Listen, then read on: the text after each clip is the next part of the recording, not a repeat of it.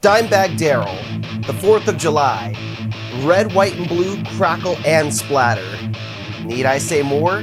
Be sure to hit that subscribe button and crush the bell to be notified when new episodes drop.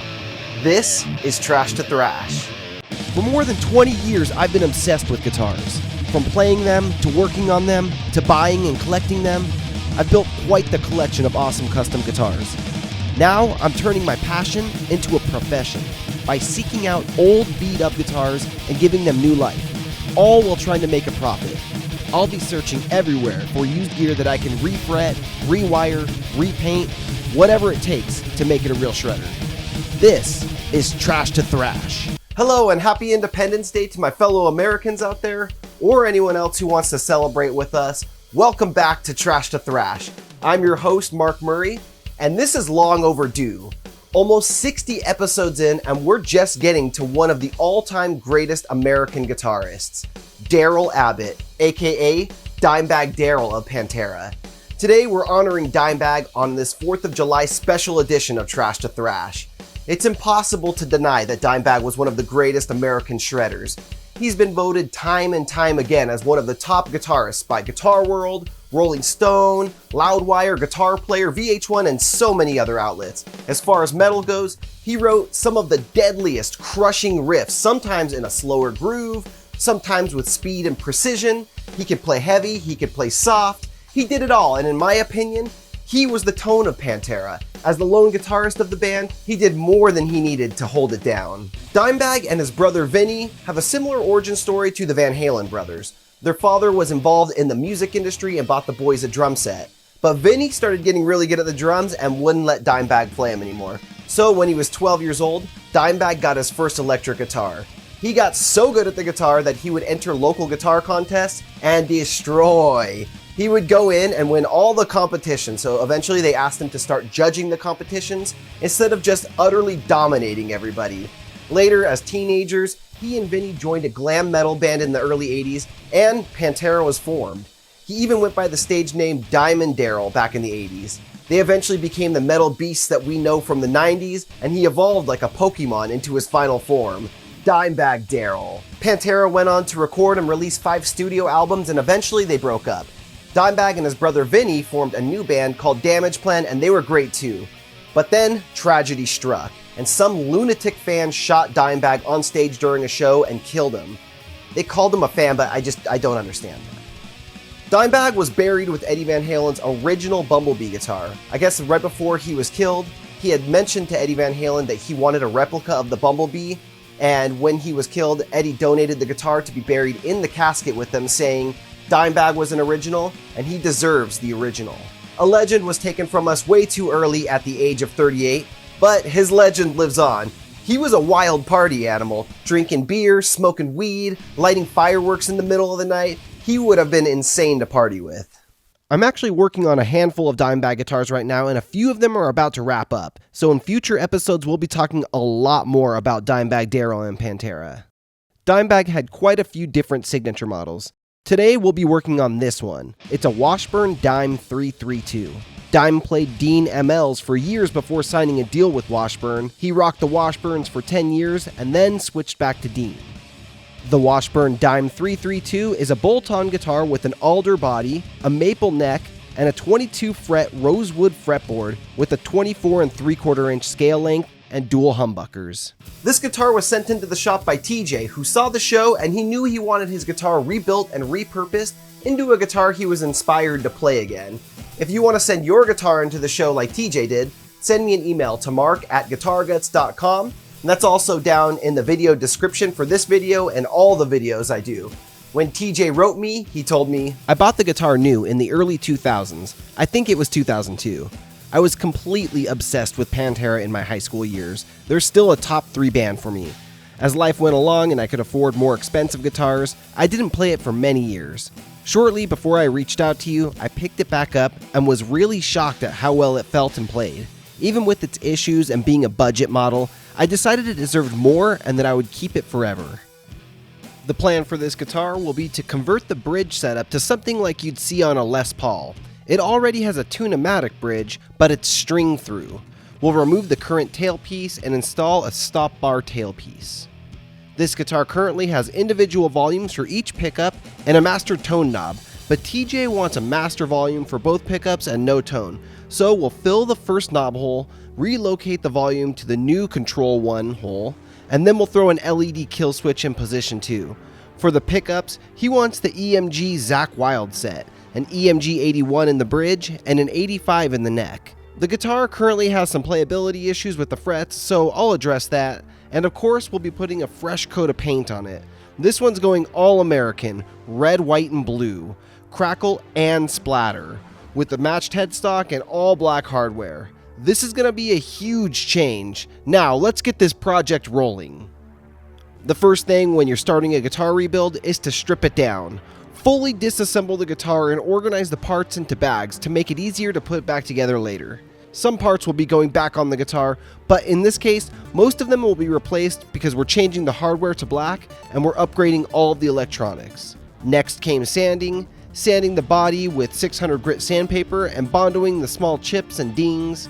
There wasn't anything major on this guitar, just a couple small things that I filled in. Alright, now the Washburn Dime 332 has been disassembled, sanded, and the first round of Bondo has been put on and sanded level. It's feeling pretty good, it's looking pretty good. I feel a couple little spots here and there, but we're going to be doing more Bondo on it anyways, because the next step is going to be to fill in these holes here for mounting the tailpiece. On this guitar, I originally had a Tune-O-Matic bridge with the tailpiece on it, but the customer wants the tailpiece gone, and we're going to do a Les Paul style stop bar on it. So to do that, we're just going to have to fill in all these holes here. So I'm going to cut some dowels up, glue them in, cut them flush, and then we're going to use some Bondo to level everything out and smooth it out, and then paint over it, and you'll never know that those holes were once there.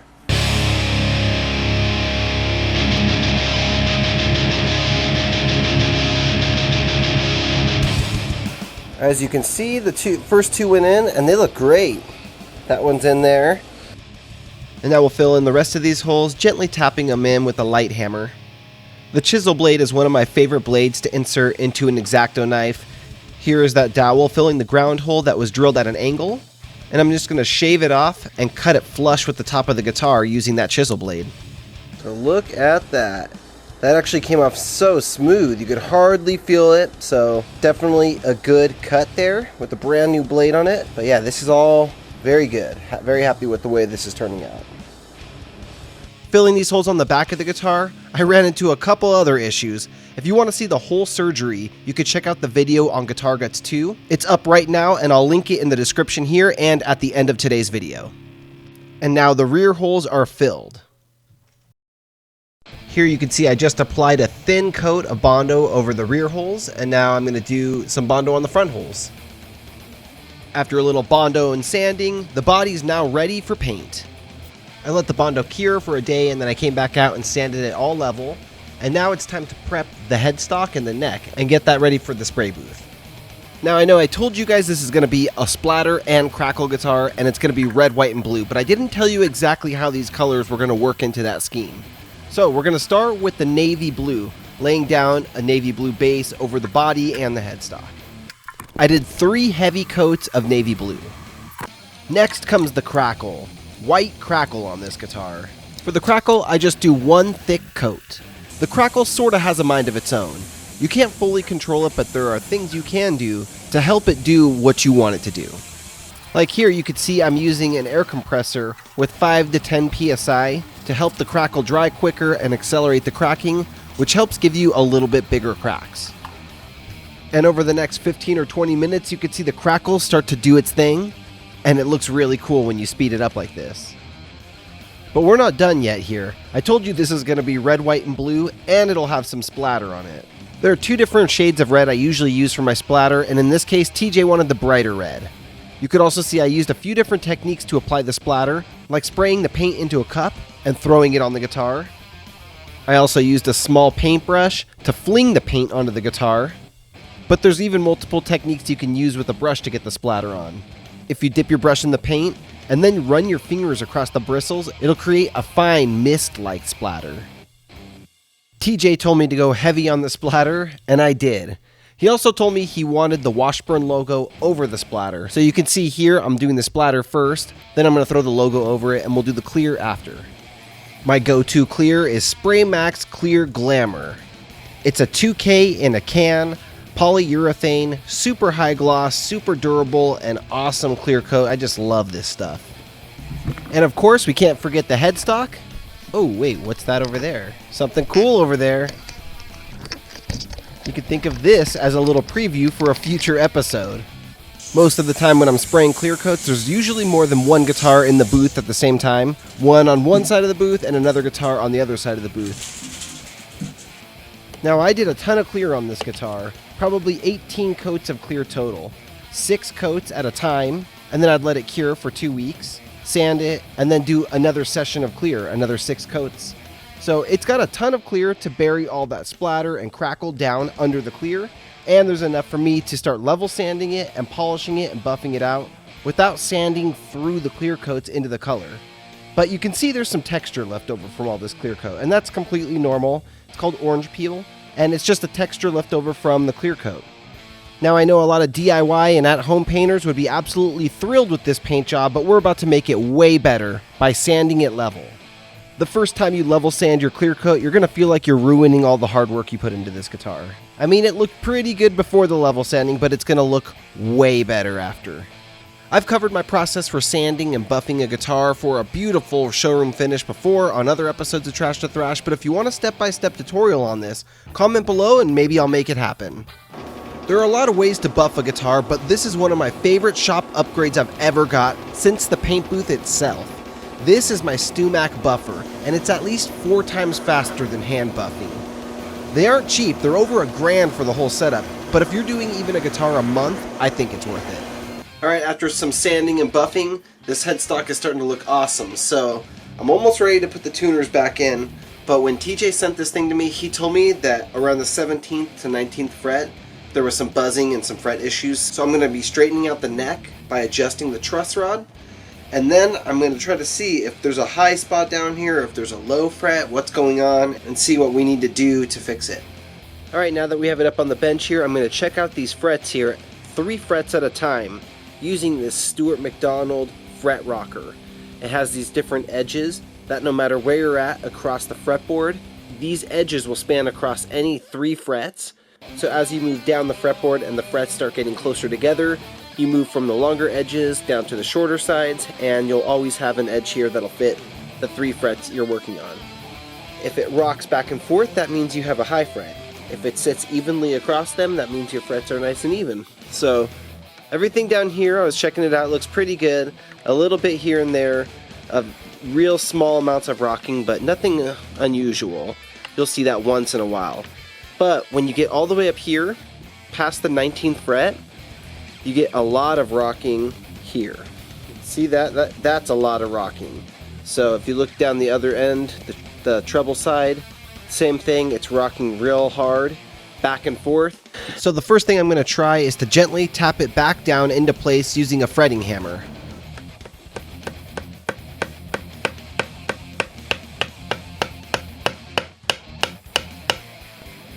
Okay, actually it pounded down. Yeah, it's not rocking anymore. Now this fret might actually be loose, so maybe that's why it had stood up. But I'm going to put a drop of CA glue down on the end here and down on the end here. This is a water-thin glue that's going to wick underneath the fret. I taped off the fretboard because I don't want to get excess glue on the fretboard, but the glue is going to fall right into place because it's water-thin and it's super glue, so it's going to dry really quick. Chances are these frets were probably never glued in the first place, but if you ever need to remove this fret, it should pull up pretty easily, either by scoring it with an X-Acto blade or by applying a little bit of heat with a soldering iron. Hey guys, right now over at GuitarGuts.com, I have 2 guitars available for sale right now. One of them is this GuitarGuts customized Jackson RR5T that we modded by filling in the neck pickup cavity and adding a diamond-plated pickguard, tailpiece, and truss rod cover, EMG 81 pickup and an EMG PA2 preamp, a blacked out Tessie kill switch, and Cosmo Black Goto locking tuners, bridge, and knob. Oh yeah, and I refinished it in Black Stealth Crackle with a high gloss clear coat, and I left the crackle texture on so you can feel the alligator skin like cracks. The other guitar is this stock Dean Vendetta VNF4 that I got in on a trade. It's a great affordable neck through guitar with 22 frets, a quilted maple top, dual humbuckers, cool inlays, a binding, and a floating bridge. Go check out these guitars at GuitarGuts.com or click the link to the website in the description for this video. While you're there, you can also pick up a GuitarGuts t-shirt, a kill switch, or sticker pack. Pro tip, when you're going to change your bridge out, drill the holes out before you paint the guitar, just in case you mess up or you accidentally chip the paint. You can prevent all these kinds of errors. I didn't do that, but I should have. It's too late to go back now though. So, this guitar was already equipped with the Tune-o-matic bridge, but we filled in the tailpiece, so we need to add the Les Paul style stop bar. The new set we got in black is going to require me to drill out the Tune-o-matic posts too. Thankfully, those holes were already marked. All I had to do was make them bigger, because this is the crucial dimension.